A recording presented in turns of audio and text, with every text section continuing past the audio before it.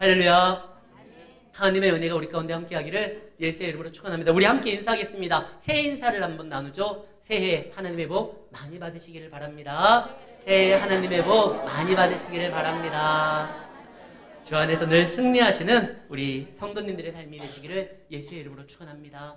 오늘 본문은 빌립보 교회에 사도 바울이 편지로서 전해준 내용입니다. 이때 사도 바울은 어디에 있었느냐? 감옥에 있었어요. 그러나 그는 감옥에 있었지만 자신의 이 감옥 생활에 대해서 아파하고 실망하고 좌절하고 그게 아니에요. 오히려 그는 자신을 통하여 복음이 증거되고 믿음이 세워지고 교회가 세워진 거에 대해서 기뻐하며 그 교회가 자신에게는 면류관이라고 생각을 했습니다. 그래서 교회가 더욱더 견고하게 하나님 안에서 세상의 풍파에 따라 무너지거나 흔들리는 것을 원치 않았어요. 근데 소식이 하나 들립니다. 빌립보 교회가 뭔가 좀 문제가 있다는 거예요. 사실 빌립보 교회는 유럽에 세워진 첫 번째 교회입니다. 바울이 2차 전도 여행 때 원래 그가 가고자 하는 것은 아시아였었는데 성령께서 그를 마게도니아, 유럽 쪽으로 그 발걸음을 인도했어요.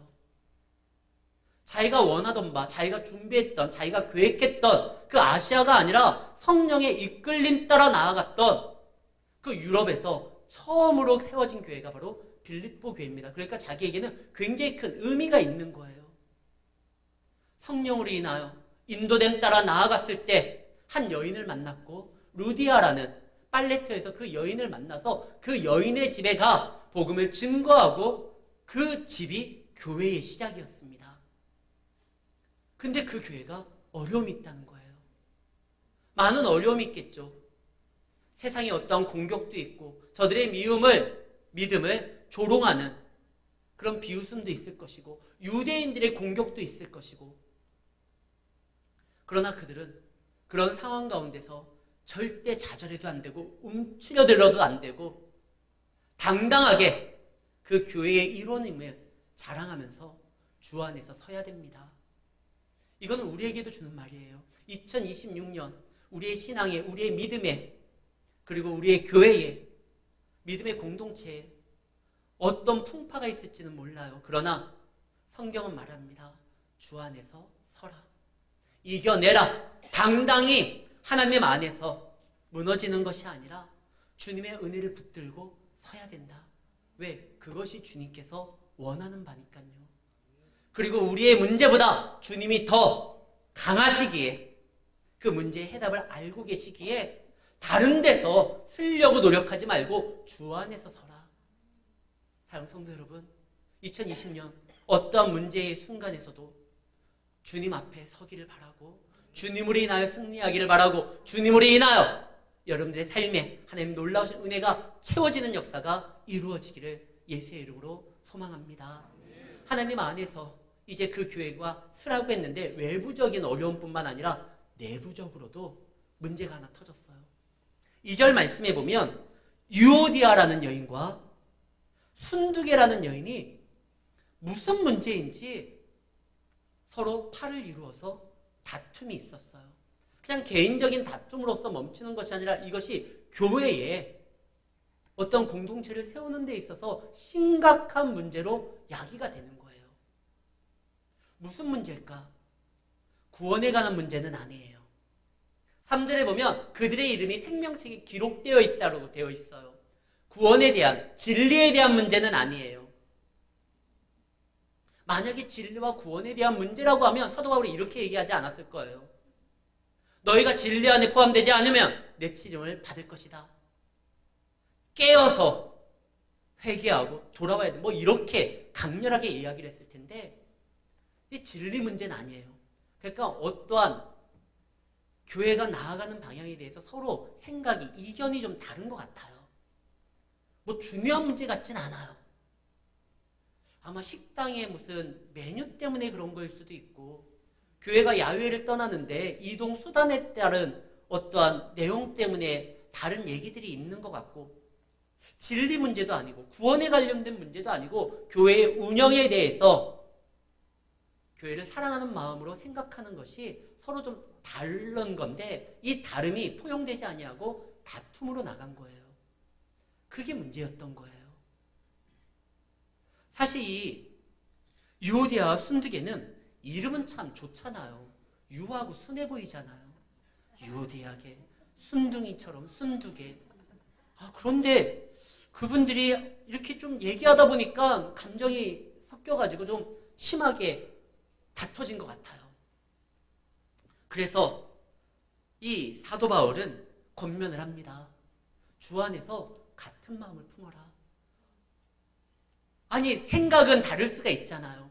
삶의 궤적이 달라요. 살아온 방식이 달라요. 그러니까 일을 볼 때 그 일을 처리하는 자기만의 어느 노하우가 있을 것이고 생각이 좀 다를 수가 있을 거예요. 우리가 동상이몽이라고 하잖아요. 한 침대에 누운다 할지라도 다른 꿈을 꿀 수 있어요. 서로 사랑해서 결혼을 했는데 많은 사람들에게 서약을 했는데 자녀 문제 때문에 이견이 있을 수 있어요. 여행을 가는데 장소 문제 때문에 아니면 가는 수단이나 날짜 문제 때문에 이견이 있을 수 있어요. 사랑하는 사람들도 그럴 수 있어요. 그런데 교회는요.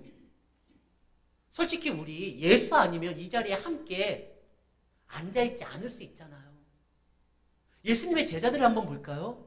예수님의 제자들에 도저히 섞일 수 없는 사람들이 섞여 있는 걸 볼 수 있어요. 예수님의 제자 중에 열심당원이 있어요. 시몬이라는 사람이에요. 이때의 열심당원들은 민족주의자고 민족의 해방을 위해서는 그들은 열심을 내는데 폭력까지도 행사해도 된다라고 생각하는 자들이었어요. 그게 열심당원 시몬이에요. 근데 반면에 이스라엘 백성들이 저거는 매국노라고 공개적으로 죄인이라고 이야기하는 부류가 바로 세리예요. 예수님의 제자 중에 마태는 세리였어요. 그가 일하고 있는 현장에서 예수님이 그를 불렀어요. 그게 매국노란 말이에요. 열심당원이에요. 둘이 섞일 수가 없어요. 어떻게 그들이 섞일 수가 있어요? 한쪽은요, 지금으로 말하면 극좌고 한쪽은 극우예요. 그들이 같이 있을 수가 없어요. 우리가 명절이 되면 해서는 안 될 말들에 대해서 방송에서 얘기를 합니다. 첫 번째, 너 언제 결혼하냐? 자녀들 결혼 문제 얘기하지 말래요. 두 번째, 너 지금 요즘에 뭐 하냐? 취업에 관련된 거 그거 말하지 말래요. 세 번째가 뭐예요? 정치 얘기하지 말라는 거예요. 정치 얘기는 부모와 자녀 간, 형제 간 이렇게 갈라지게 할 수도 있어요. 그런데 지금 예수님의 제자는 정치적 이념이 생각이 전혀 다른 마태와 시몬이 같이 있어요. 또 예수님의 제자 중에 부자도 있어요. 생활이 어려운 사람도 있어요. 계층 간의 어떠한 양극화 형상으로서 서로 함께할 수 없는 자들이 같이 있어요. 또 예수님의 제자 중에 예루살렘 출신이 있고 갈릴리 촌 출신이 있어요. 이 예루살렘 출신들은 갈릴리 사람들을 무시했거든요. 근데 그들이 예수의 제자로 같이 부름을 받아요. 우리가 예수가 아니었으면 저와 여러분들을 만날 일이 아마 없었을걸요. 전 대전에 있었겠죠. 그리고 또 혹시 광주에 왔다 할지라도 예수 이름 안에서 광주 평강교회라는 이름으로 이렇게 같이 있을 수가 없을 거예요. 그러니까 삶의 궤적도 다르고 생각도 다르고 지금까지 여러분들이 어떠한 일을 해결하는 방식들도 달랐을 거예요. 그러다 보니까 교회에서도요, 이견이 나올 수 있어요. 그럴 수 있어요. 제가 야외를 간다고 할지라도 야외 장소 때문에 여러 번 이게 바뀌는 경우도 많이 봐요. 안 간다는 것이 아니라 보다 이동하기 편하고 그 다음에 그곳에서 더 우리 성도님들이 많은 것들을 즐길 수 있다. 아니다, 이쪽이 더 낫다. 서로 다를 수 있어요. 내가 경험한 게 또 그것이 좋은 거라 생각할 수가 있으니까요. 그래서 교회에서도 다툼이 있을 수 있어요. 그러나 그럴 수는 있다 할지라도 그것이 교회의 모습은 아니에요. 하나님께서 원하는 교회의 모습은 같은 마음을 품고 때로는 내 의견이 맞다 할지라도 그것에 대해서 서로 포용할 줄 아는 마음이 있어야 되는데 너희는 주 안에서 같은 마음을 품어라. 주님의 마음이 어떤 마음입니까? 빌립보서 2장 1절에서 8절 말씀 우리 함께 같이 한 절씩 읽어보겠습니다. 그 주님의 마음이 어떤 마음인지 보는 거예요. 그러므로 그리스도 안에 무슨 권면이나 사랑에 무슨 위로나 성령의 무슨 교제나 궁율이나 자비가 있거든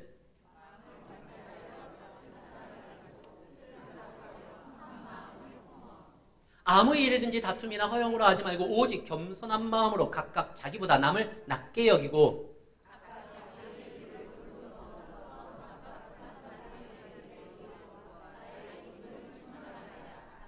너희 안에 이 마음을 품으라. 곧 그리스도 예수의 마음이니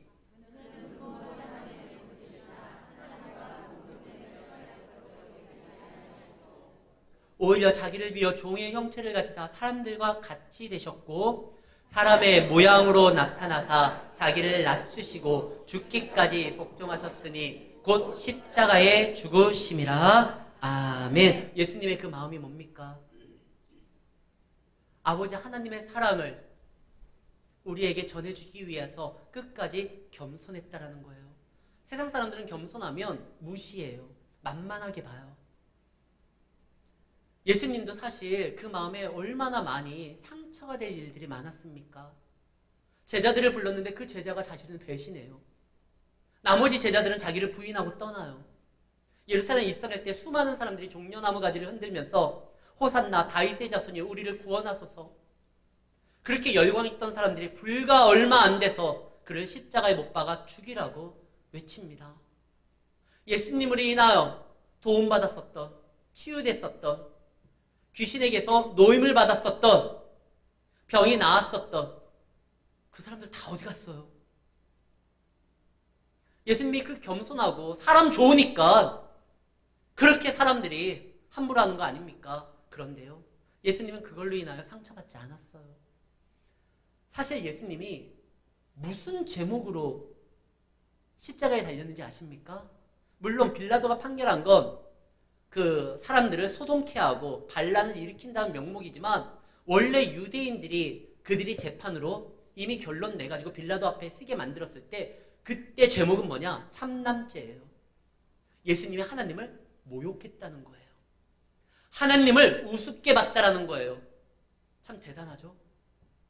사실 예수님이 잡혔던 그 밤에 재판이 이루어집니다. 유대인들이. 원래 유대인들은 밤에 재판을 열면 안 돼요. 말씀에 밤에 재판을 여는 것을 허용하지를 않았어요.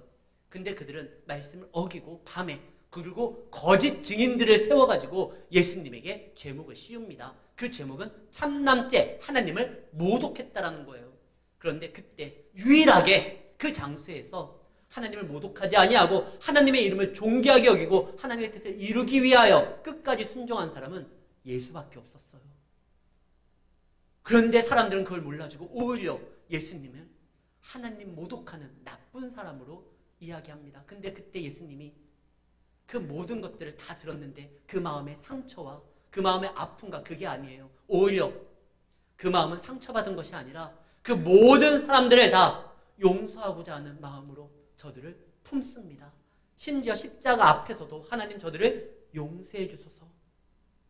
그에게 침을 뱉고 그를 모욕하고 그를 조롱하는 사람들 앞에서 예수님은 그 마음에 상처를 받지 않았어요. 그 겸손한 마음이 하나님의 마음이기에 오히려 모든 것을 품고 안을 수 있는 넉넉한 마음으로 예수님은 오히려 주님 안에서 하나님 안에서 성령 가운데 승리하셨어요.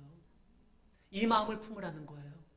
내 주장이 관철되지 않으니까 속이 상할 수는 있어요. 원래 유오디아와 순두개는 빌립보 교회를 세우는 데 있어서 굉장히 큰 역할들을 감당했던 사람입니다. 3절 말씀에 보면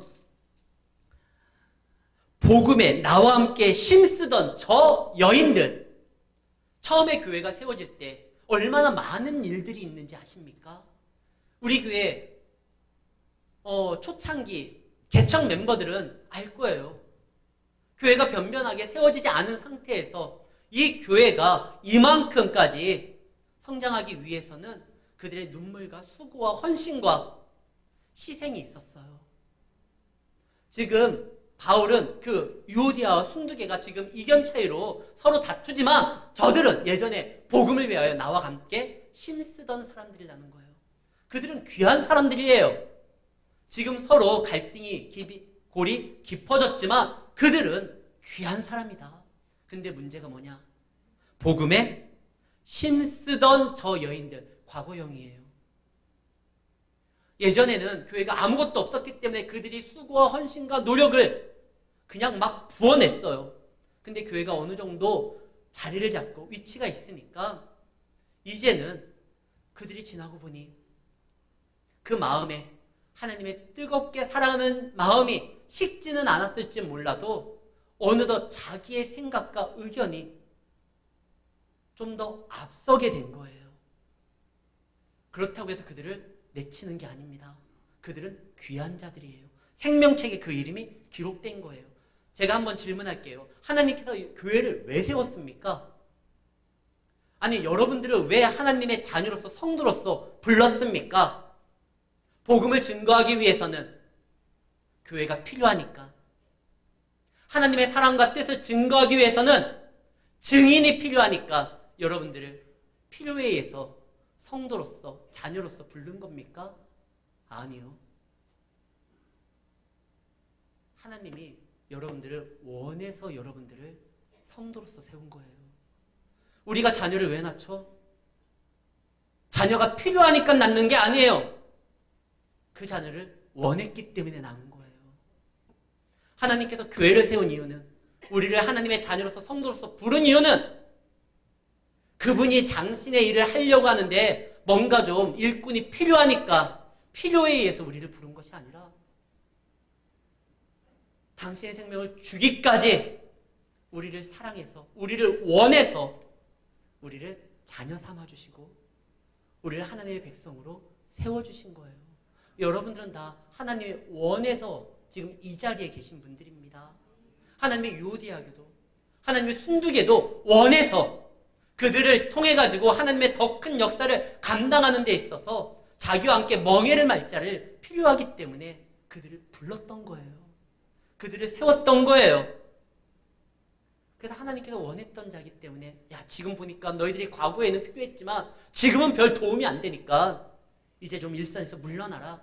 이게 아니라 그들은 생명책의 이름이 거론되고 나와 함께 힘쓰던 자인데 앞으로도 힘써야 되니까, 그러니까 이 교회가 세워져야 되고 너희 믿음이 세워져야 되니까 저들을 주 안에서 권면하고 저들을 도와라. 그래서 3절에 사도 바울과 함께 멍에를 맨 사람에게 이 일을 부탁을 합니다. 이 사람이 누구죠? 또 참으로 나와 멍에를 같이 한 내게 권하노니. 근데 이 사람의 이름은 뭐예요? 기록이 안 돼 있어요. 유오디아도, 순두개도, 그 다음에 글레멘드와 그 외에 나의 동역자들 도우라 하면서, 글레멘드라는 갑자기 어떤 사람의 이름이 툭 튀어나왔는데 지금 사도 바울이 권하고 도움을 이야기하는 그 사람의 이름은 없어요. 대신 그 사람은 누구냐? 사도 바울과 함께 멍에를 맨 사람이에요. 성경 오늘 본문에는 교회에 일하는 구성원들을 두 가지로 표현해서 말을 합니다. 하나는 동역자고 또 하나는 같이 멍에를 맨 사람이에요. 같이 멍에를 맨 사람은 동역자이기도 합니다. 그러나 모든 동역자가 다 같이 멍에를 맨 건 아니에요. 우리는 예수님 안에서 같은 멍에를 맨 자로서 함께 할 때 하나님께서 그 교회를 통해서 이루고자 하시는 은혜와 축복이 여러 사람 가운데 채워질 줄을 알고 같은 멍에를 맨 자로서 움직여야 돼요. 지금 예수님께서 이런 말씀을 하십니다. 수고하고 무거운 짐진 자들아 다 내게로 오라. 내가 너희를 쉬게 하리라. 그러면서 한 가지 덧붙여서 말을 합니다. 나의 멍에를 메라. 근데 내 멍에는 가볍고, 예수님의 멍에가 왜 가벼워요? 예수님이 하셨던, 이 땅에서 하셨던 일을 생각하면 그게 가벼워요? 가볍지 않아요. 엄청난 일이에요. 근데 예수님은 가볍다고 합니다. 왜? 예수님이 같이 매기 때문에 그래요. 이때 말하는 멍에는 혼자 매는 것이 아니라 2인 1조로 예수님과 같이 머는 맹이에요. 이 멍에는요, 힘의 분배를 50대 50으로 하는 게 아니에요. 예수님 50, 우리가 50, 그래가지고 머는 맹이가 아닙니다. 때로는 우리가 힘들고 어려워 단 일의 힘도 발휘하지 못할 때 예수님의 백의 힘으로 우리의 짐까지 지어주면서 나아가는 멍이에요. 우리가 성령 충만하여 뜨거워서 주님 우리도 감당할 수 있습니다. 그래? 우리의 힘이 필요한 것이 사실 아니잖아요. 그분은 완전한 하나님이시잖아요. 그럼에도 불구하고 그래? 네가 나랑 같은 마음으로 같은 멍에를 매게 해서 그렇게 헌신하니 그래 나와 함께 해주겠니? 그때 이제 예수님이 90이고 우리가 10 정도 되겠죠. 예수님과 함께하는 모든 멍에는 우리가 능히 감당할 수 있는 게 우리의 능력과 실력이 아니라 그분이 같이 해주기 때문에 그렇습니다. 지금 사도 바울도 이름 모를 사람에게 얘기해요. 아니 어떻게 이름을 기록해주지 않습니까? 앞으로 주님 오시는 그날까지 성경을 통해 가지고 영원히 기록될 이 이름, 이 영광된 자리에 왜 내 이름을 빼줍니까? 섭섭합니다. 교회에서 가장 중요한 것 중에 하나가 어떠한 이름을 기록할 때 이름이 빠지면 안 돼요. 그건 행정적인 실수로 그에게 상처를 줄 일이에요. 그래서 교회는 이름만 틀리면 안 돼요. 그래서 많이 노력하는데도 사실 사람인지라 틀릴 때가 있어요. 일단 제가 담임 목사로서 혹시 이름이 틀리게 기록된 적이 있었던 분들에게는 죄송해요. 사람인지라 또 실수할 때가 있을 거예요. 미리 용서를 구하니까 혹시 그럴 때 너무 서운해하지 마시고. 그런데요, 이 이름이 기록되지 않은 사람은 대신 이름이 기록되어 있진 않지만 사도 바울이 알고 있는 자고 예수님이 기억된 자고 사도 바울의 고민과 근심과 사역을 함께 나눌 수 있는 자예요. 아마 이 사람은 자기 이름이 기록되지 않았다고 실망하거나 서운하지 않았을 거예요. 세례 요한의 그 마음이었을 거예요. 나는 소리다. 나는 없어져도 괜찮다. 그분이 나타난다고 하면. 그리고 그분과 함께하는 맛을 아는 사람은 사실 이미 충분히 그걸로 인하여 보상을 받은 거예요. 예수님이 가나 혼인잔치의 첫 번째 기적을 일으켰을 때 많은 사람들은 물이 변하여 포도주가 된 그 잔을 마시면서 누구를 칭송합니까? 주인을 칭송해요. 야, 더 좋은 술을 이 주인이 나중에 우리에게 깜짝 이벤트로, 서프라이즈로 준비했구나. 근데 그 물이 변하여 포도주를 만드는 그분은 누굽니까? 예수님이에요. 주인이 아니에요. 주인은 오히려 술이 떨어졌다고 어떻게 할지 몰라서 예수님의 어머니 마리아에게 술 떨어졌는데요. 이거 어떻게 하지? 친척 관계인 거 보니까 이모, 고모 큰일 났는데 어떻게 하지? 주인은 그냥 걱정만 했지 답을 내놓지 못했어요. 그거 예수님이 한 거예요. 그리고 예수님이 물을 붓고 그거를 연회장에게 갖다 줘라. 이 말도 안 되는 명령에 예수님의 말씀에 따라 움직였었던 하인들이 했기 때문에 가능했던 일이에요. 근데 하인들의 이름도 안 나와요. 예수님을 칭송하는 말도 안 나와요. 그러나 그 맛봤던 사람들은 그날 기쁨으로 그 결혼식을 축하하는 그런 분위기를 만든 거여서 끝났지만 알아주진 않았지만 성경은 그걸 기록합니다. 예수님이 첫 번째 가나에서 이루었던 기적의 역사. 그분이 창조주이시고 모든 것을 가능케 하셨다는 분인 것을 증언할 뿐만 아니라 그 하인들은 뭐라고 되어 있죠? 물떠온 하인들은 이 비밀에 대해서 알더라. 비록 사람들이 자기들이 말씀에 반응하여 움직여서 행동한 걸 몰라주고 인정해주지 않고 그 수고를 알아주지 않는다 할지라도 그들은 이미 예수님의 기적에 함께하는 자였고 그 비밀을 아는 자로서 그들의 믿음이 후에요. 예수님이 부활하시고 교회를 세우셨었을 때 그들이 그날의 그 경험이 놀라운 간증으로 많은 사람들을 위로했고 자기의 믿음도 세워졌을 것입니다. 사랑하는 성도 여러분, 혹시 우리의 이름이 드러나지 않는다 할지라도 하나님이 아셔요. 그분이 기억하셔요. 그리고 그 이름이 기록되지는 않았지만 같이 멍에를 맨 자들을 통하여 하나님은 교회를 세웁니다. 하나님께서 왜 교회를 세울까요? 아니, 가만히 보면 혼자 믿는 게 제일 편할 것 같아요. 그러면은 뭐 상처받을 일도 없고 그거는 우리의 생각에 이게 합리적인 것 같아요. 그러나 아무리 사람이 지혜롭다 할지라도 하나님의 미련함보다 앞설 수가 없는데 그 하나님이 교회를 세운 거예요. 우리가 잘 알아야 돼요. 천국에서는 혼자 이렇게 다녀도 괜찮아요.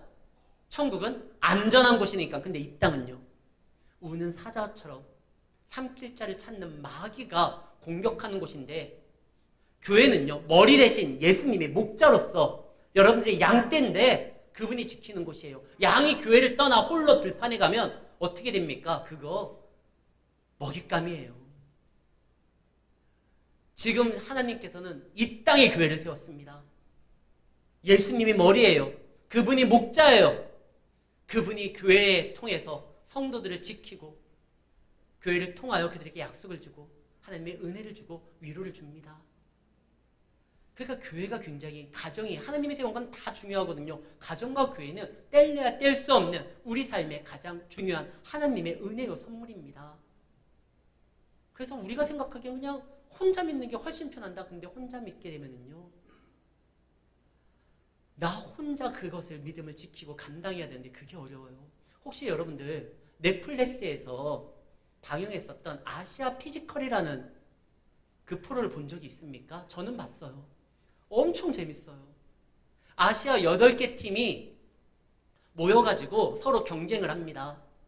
개인적 피지컬로 보면, 이 막 덩치로 보거나 어떤 운동 능력으로 보면 호주를 따라갈 수 없어요.